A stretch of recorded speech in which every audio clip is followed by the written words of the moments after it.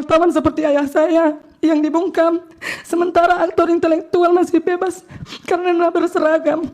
Perkenalkan, saya Eva Meliani Bru Pasaribu, anak dari almarhum Riko Sempurna Pasaribu, yang merupakan korban pembunuhan berencana dalam pembakaran terhadap seluruh keluarga saya. Tidak hanya ayah, ibu, adik, dan anak saya juga ikut tewas dalam kejadian tersebut.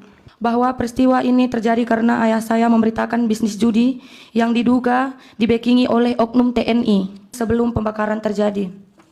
Dalam pemeriksaan dan bukti-bukti yang telah ditemukan, terungkap bahwa ayah saya didatangi oleh Koptu Herman Bukit yang meminta agar ayah saya menurunkan atau meng-take-down berita terkait bisnis judi. Mengetahui semua dugaan keterlibatan Koptu Herman Bukit dalam peristiwa ini, kami pun membuat laporan di Puspom Angkatan Darat Jakarta. Begitupun kami masih disuruh membuat laporan lagi di Medan. Kami mengikuti semua prosedur, tetapi berjalannya waktu, pihak Pomdam 1 Bukit Barisan tidak memberikan hasil pemeriksaan mereka.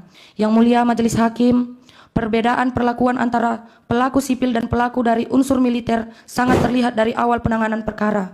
Para pelaku sipil ditangkap cepat, ditahan, diperiksa secara terbuka, dan proses persidangan berjalan dengan akses publik penuh.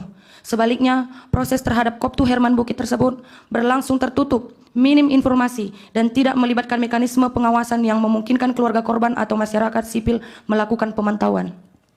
Keadaan ini menimbulkan kekhawatiran mendalam sekaligus luka hukum bagi saya sebagai korban, karena menunjukkan bahwa ketika seorang pelaku berasal dari institusi militer, proses hukum seolah berada di luar jangkauan kontrol publik. Berbeda dengan jika pelakunya seorang warga sipil, bagi saya merupakan bukti nyata terjadi ketimpangan perlakuan hukum. Ketimpangan ini tidak hanya merugikan keluarga korban, tetapi juga merusak kepercayaan publik terhadap sistem peradilan dan upaya negara dalam melindungi kebebasan pers. Bahwa dengan bukti keterlibatan sebesar apapun, Koptu Herman Bukit masih bebas dan menjalankan tugasnya, digaji oleh negara. Saya memohon kepada Yang Mulia agar keadilan tidak padam seperti api yang telah merenggut nyawa keluarga saya. Saya memohon agar tidak ada lagi wartawan seperti ayah saya yang dibungkam, sementara aktor intelektual masih bebas karena berseragam. Saya berharap ke depannya setiap kasus yang terlibat atau diduga melibatkan oknum TNI tidak lagi dibedakan dengan orang sipil, sehingga korban seperti saya dapat benar-benar merasakan keadilan.